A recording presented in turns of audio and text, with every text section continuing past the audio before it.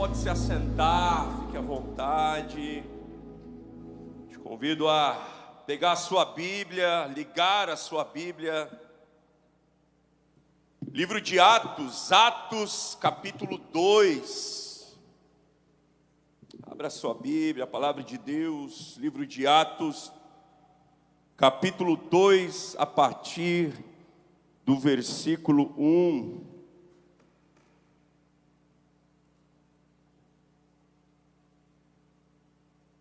Quem achou diz aleluia. Quem não achou diz misericórdia. Ajuda o irmão aí a achar.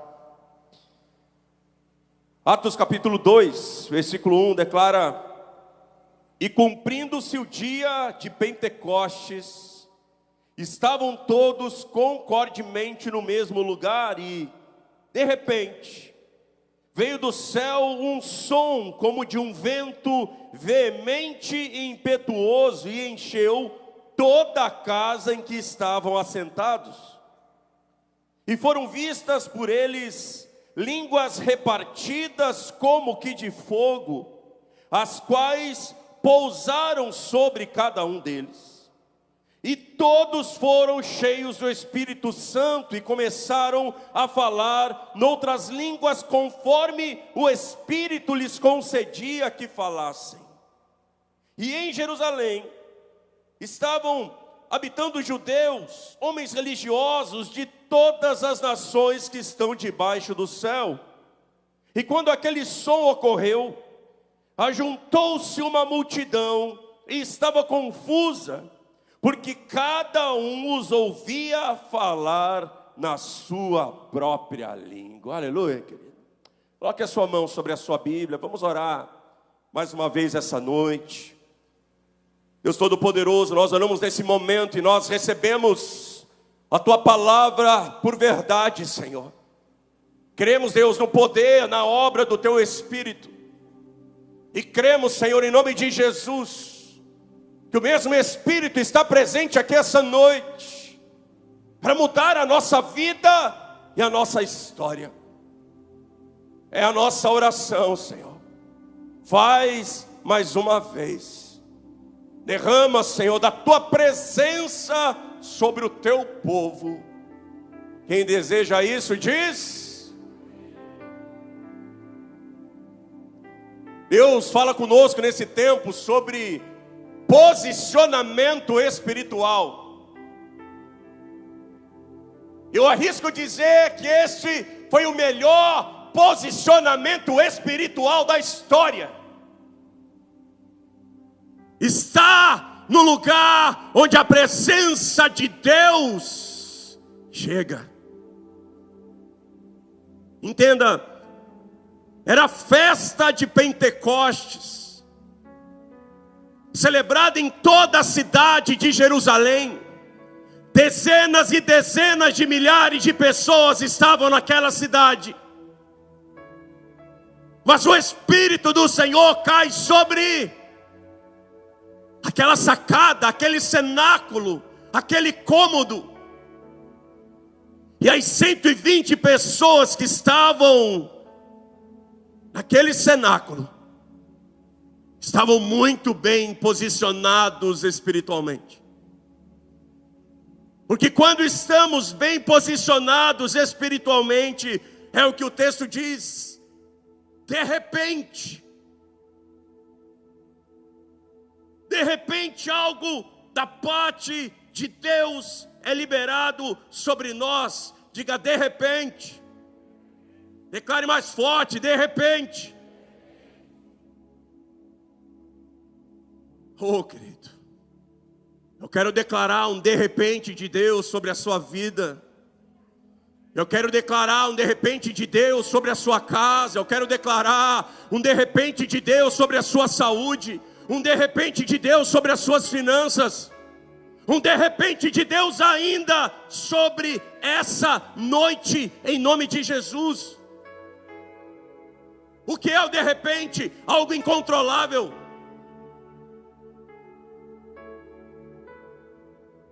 O Os discípulos de Jesus não foram ali, ai, está aumentando, está esquentando, eu estou sentindo, vai explodir, vai acontecer, não. Foi de repente, ninguém estava no controle daquele ambiente ou daquela experiência. Atos capítulo 10 declara que quando o Espírito vem, ele cai. Enquanto Pedro ministrava, o Espírito cai, ele cai.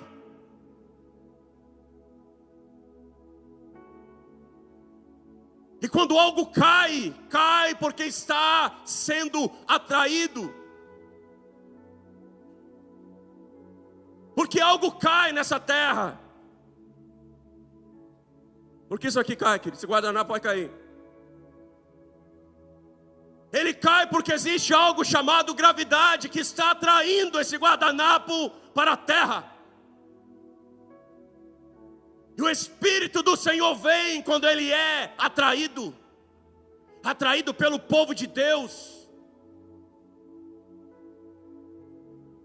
atraído por um povo apaixonado pela presença do Senhor.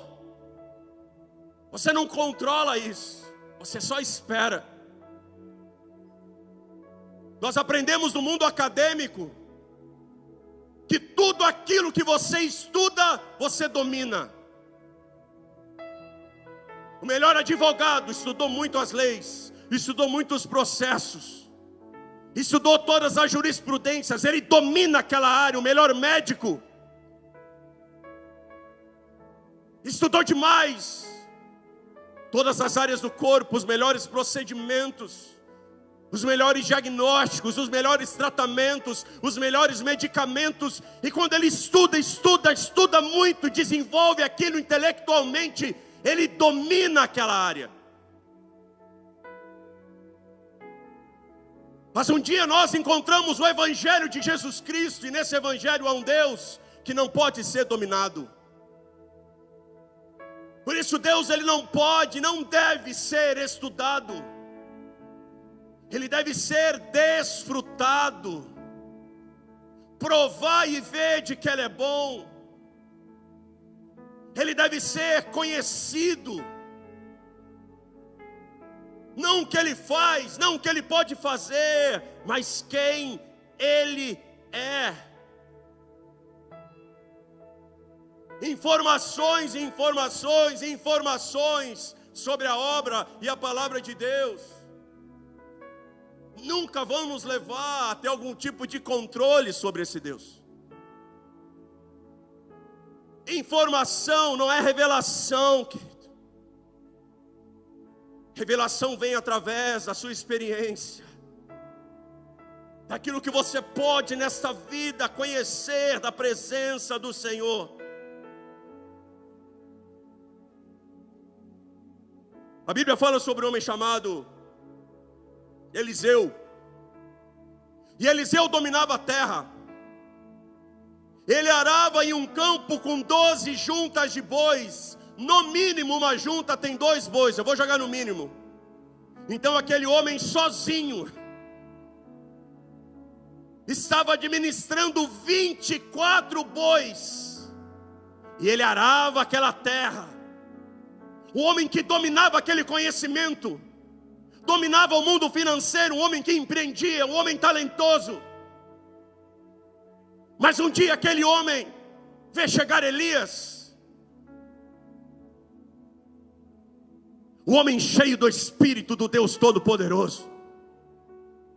E Eliseu, que dominava esta terra e era sustentado por essa terra, encontra o homem que era sustentado pelos céus.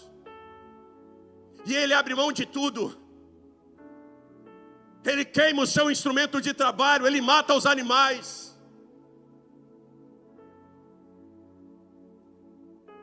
E essa geração precisa conhecer homens e mulheres que são sustentados pelos céus.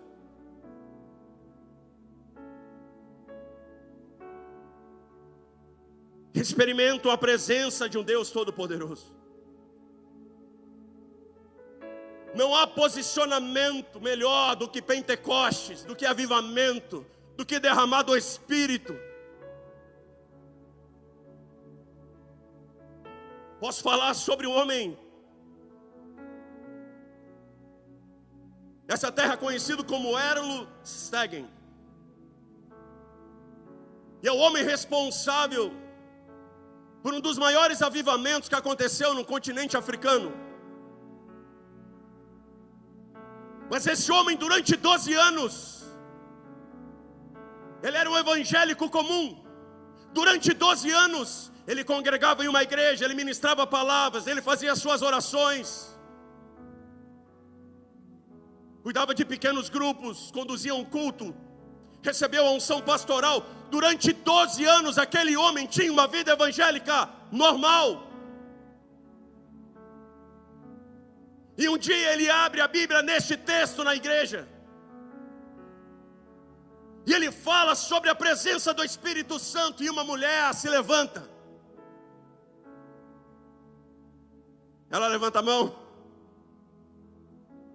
e ele constrangido diz: filha, você quer dizer algo? E ela diz: sim, pastor, eu quero. Porque há 12 anos nós lemos sobre a presença do Espírito Santo. Porque há 12 anos o Senhor nos ensina sobre avivamento. Porque nós não vivemos avivamento. Porque nós não recebemos a presença do Espírito.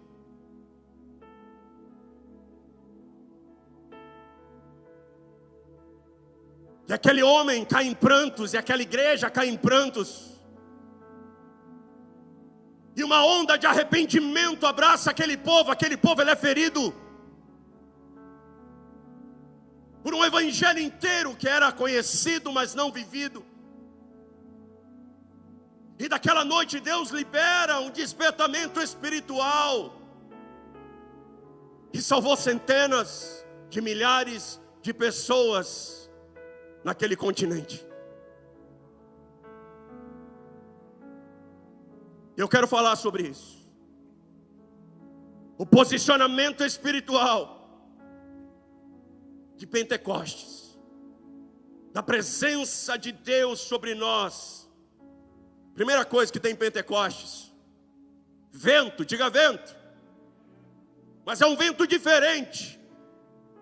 A Bíblia declara que aquele ambiente, o cenáculo onde os discípulos de Cristo estavam, aquele ambiente ele foi tomado não por um vento, não voou nada, ninguém ficou descabelado. A minha Bíblia declara que aquele lugar foi cheio de um som como de um vento. Era o som, querido, não o sopro.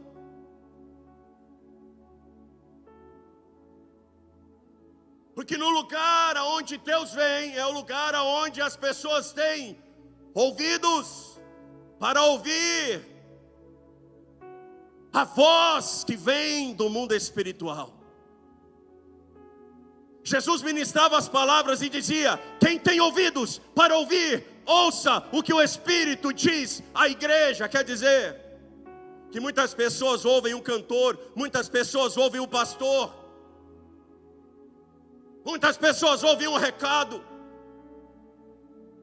mas elas não têm ouvidos para ouvir a voz do Espírito. Então elas saem motivadas, não transformadas. Elas saem convencidas e não arrependidas.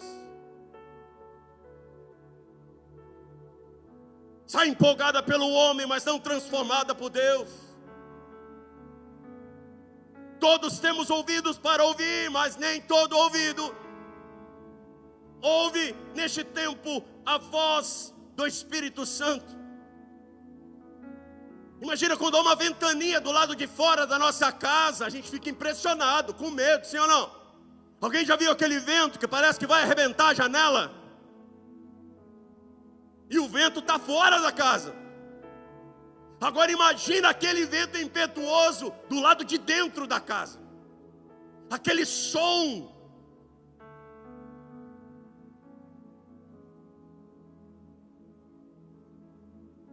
ouvidos para ouvir o mundo espiritual. Os discípulos de Cristo estão em um barco, há uma grande tempestade, eles estão abraçados, estão com medo. A Bíblia declara, eles desesperam da própria vida e declaram: vamos morrer. Eles veem um vulto no meio da tempestade, não enxergam o que é. Um deles grita: é um fantasma.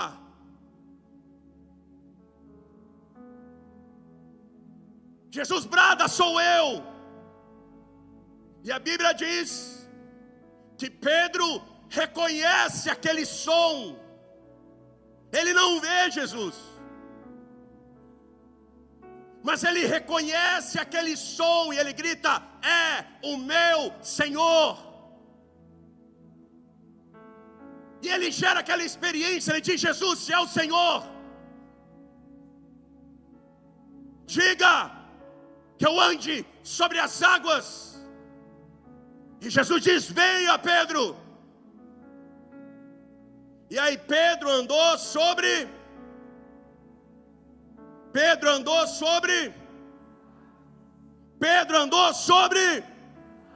Não, meu irmão, lógico que não. Pedro anda sobre a palavra de Jesus. Sem aquela palavra, Pedro andava sobre as águas, sim ou não? Sim ou não? Não.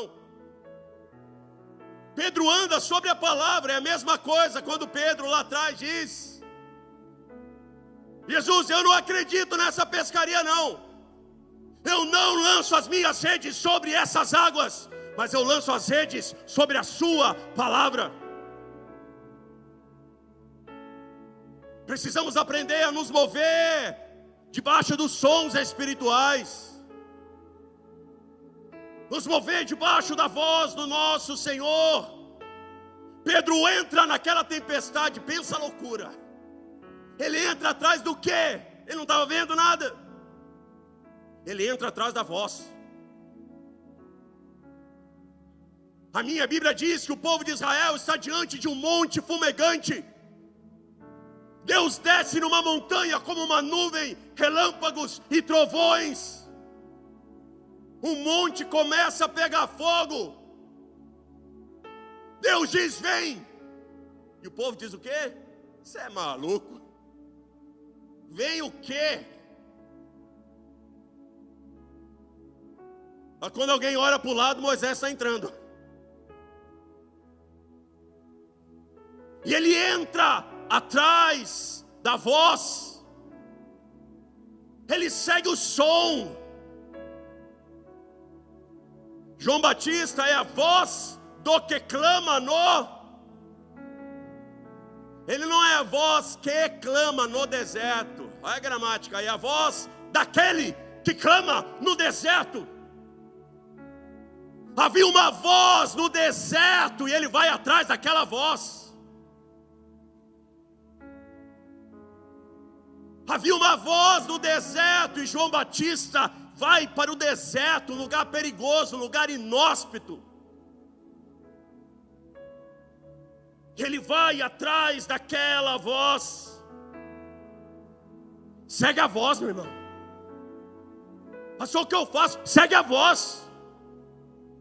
Mas eu estou com medo. Segue a voz. Jesus aparece para Paulo. Qual é a primeira coisa que acontece? Paulo fica cego.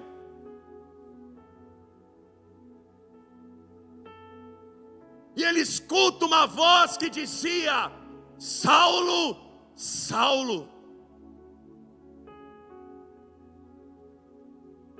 Quem tem ouvidos para ouvir, ouça, querido. Embaixada, embaixada. Deus está chamando pessoas aqui essa noite. Você ainda está esperando para ver algo. Você só precisa ouvir. Você só precisa ouvir. Embaixada, embaixada.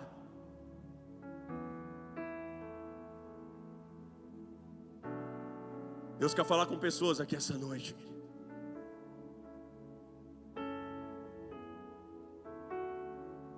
Coloque a mão no seu coração, feche seus olhos. Tem nada para você ver aqui. Você não vem me ver. Você não veio ver o grupo de louvor cantando. Você veio ouvir algo.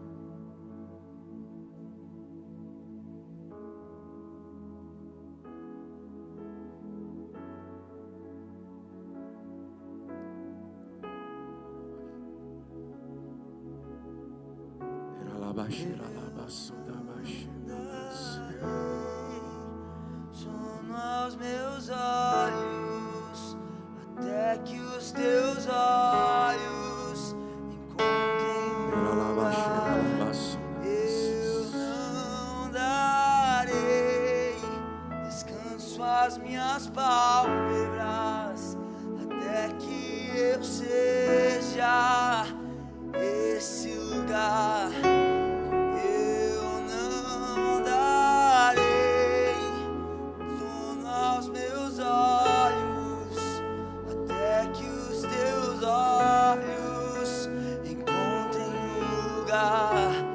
Eu não darei descanso às minhas pálpebras, até que eu seja este. Aleluia. Abre seus olhos. Deus está destravando, querido, o espírito de pessoas aqui essa noite.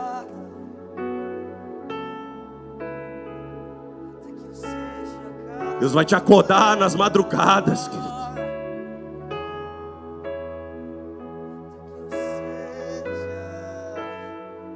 Depois de vento.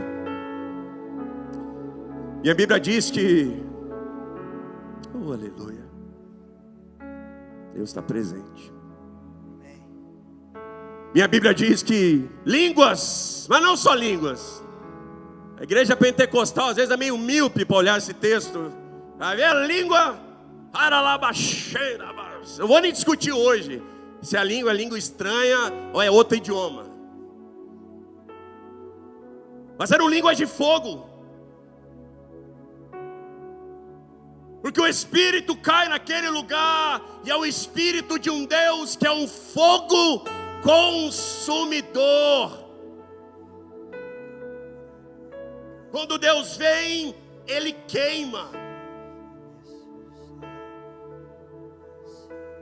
Vou falar sobre um homem que derramou o Espírito sobre todo um país, John Wesley. E multidões e multidões e multidões de pessoas seguiam aquele homem aonde ele ia. E os pregadores daquela nação, uma nação protestante, chegam para John Wesley e dizem: John, qual é o seu segredo? Como as pessoas te seguem no meio da floresta, no meio do mato, com chuva, com vento, com frio, aonde você vai, o povo vai atrás. E ele responde: é que todos os dias eu coloco o meu corpo em chamas, e todos os dias as multidões vêm me ver queimar.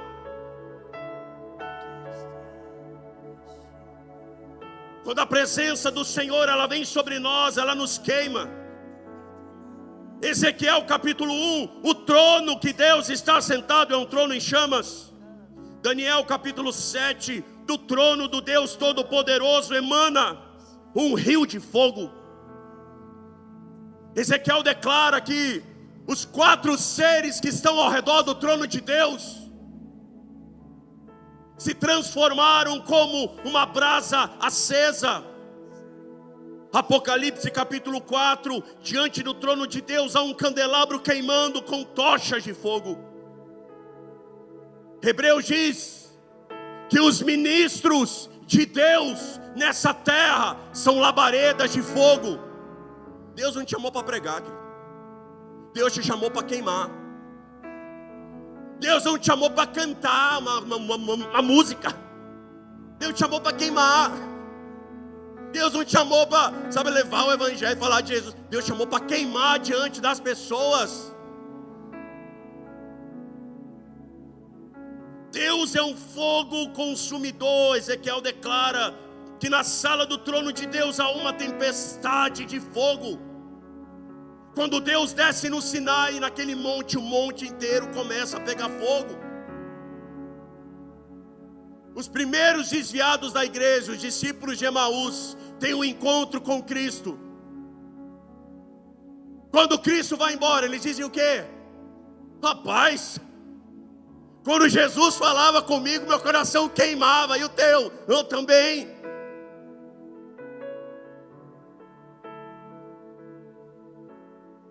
Minha avó dizia que quem brinca com fogo acaba assim.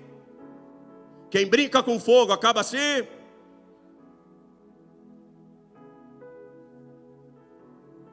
A presença do Deus Todo-Poderoso entra naquele cenáculo.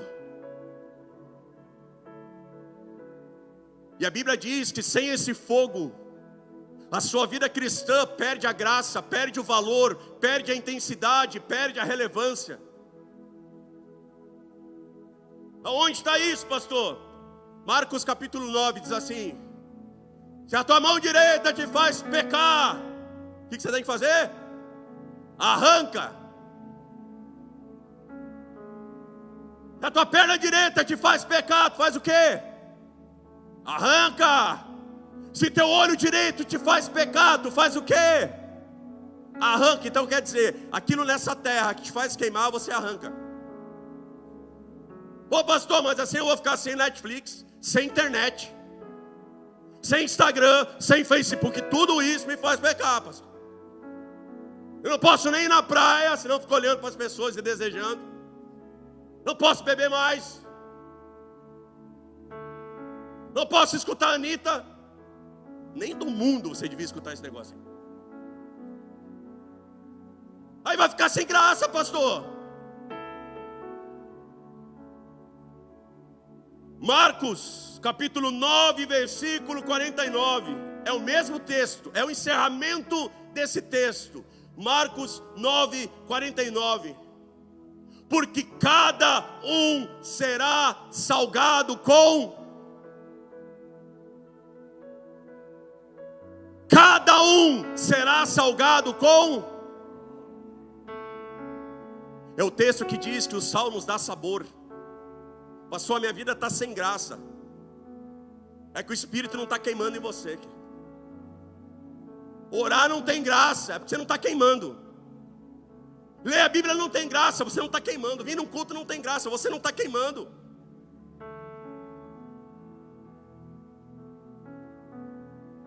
Vou te contar, quando eu me converti, eu abri mão de muita coisa, assim.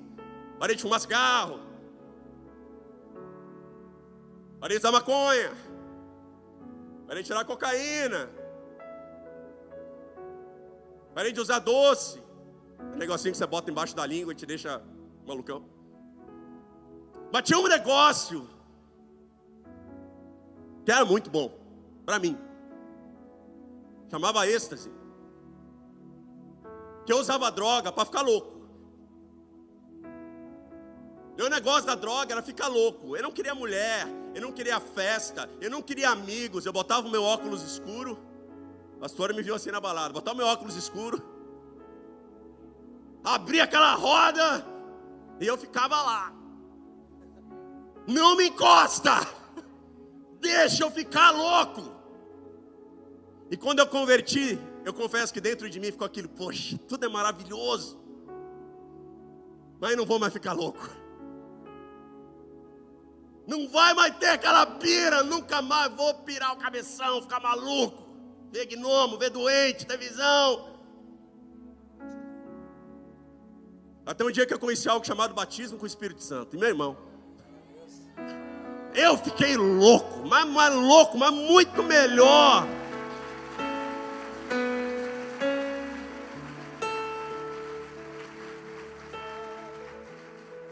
Porque eu fui salgado, a minha vida foi temperada com fogo.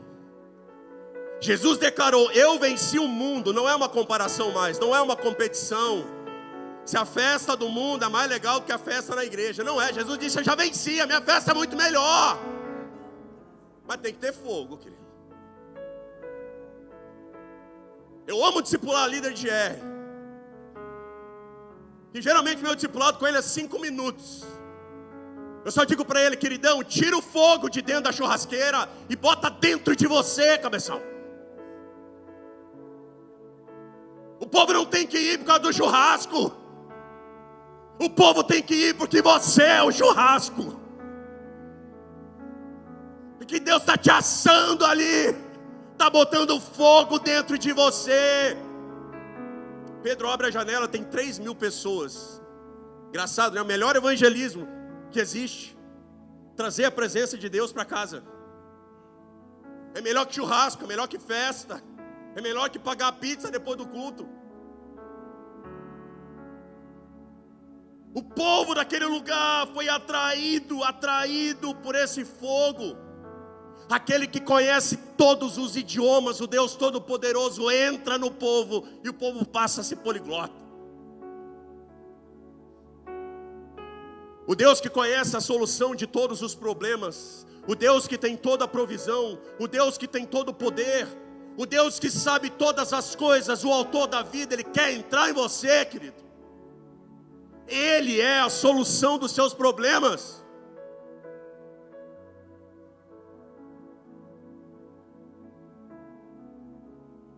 E o último ponto, tinha vento lá, tinha fogo. Mas no Pentecostes tinha vinho. Porque olhavam para aqueles caras e esses caras estão na cachaça. Os caras estavam como embriagados. Visivelmente embriagados. E o vinho, a embriaguez, é um símbolo bíblico de alegria. Mas é lógico, meu Deus, pastor, é isso que eu precisava. Pessoal, próxima rodada por minha conta depois do culto. Não, pera aí. A Bíblia vai te ensinar a ser um bêbado crente. Efésios capítulo 5, versículo 18. Não vos embriagueis com vinho, porque vai dar em contenda. Tem uns irmãos que já, poxa, quase. Mas, diga mas, enchei-vos do Espírito. Essa embriaguez boa, meu irmão. É a alegria do Senhor. Entre 1980 e 1994 entrou algo na igreja, junto com o poder do Espírito, que se chamava alegria. Alguém já viu um som do riso? Tem gente que não gosta, tem gente que acha esquisito, tem gente que não crê nesse poder e nessas manifestações. Tem gente que diz: pastor, mas há exageros, há problemas em relação a isso. Eu digo sim, há problemas, há exageros. Mas há a alegria do Espírito Santo também. Mas esse negócio de fogo, pastor, tem um fogo estranho. Sim, mas só tem o fogo estranho porque tem o fogo verdadeiro. Que ninguém falsifica uma nota de R$8. Por quê? Porque não existe. E às vezes o que o diabo faz em nosso meio é perverter, é copiar o Espírito Santo de forma errada. A gente diz assim: meu Deus, deu problema. Cancela os dons. Ninguém mais cai, ninguém mais se mexe. Se alguém ri na igreja é demônio. E nós somos a geração hoje de cristãos mais debilitados na área emocional. Uma geração de cristãos que toma remédio para tudo. É um remédio para dormir, é um remédio para acordar, um remédio para vir no culto. Até nivelar, demora. Uma geração de cristãos que nunca ouviu pregar sobre glutonaria. Alguém prega sobre glutonaria? Não, por quê? Vai ofender a igreja inteira. É verdade, meu. Você ganha uma promoção no trabalho, você vai para onde? Churrascaria, vida louca. Vou comer até explodir porque eu mereço. E se você é demitido no trabalho, eu vou para a churrascaria porque eu mereço. De uma maneira ou de outra, a gente vai comer. Porque comida hoje é algo emocional. Dinheiro hoje é algo emocional. Mas houve um tempo em que a alegria do Espírito veio sobre nós e pessoas eram curadas da depressão instantaneamente. Pessoas eram curadas da síndrome do pânico instantaneamente. Pessoas entravam opressas na igreja e saíam levantadas e ungidas pela alegria do Espírito Santo. Essa é a base do avivamento de Toronto, era só isso. Pastor Michael caiu na unção do riso também, depois você pergunta para ele, a história é boa. E ele não acreditava. Eu também não acreditava no poder do Espírito até eu cair.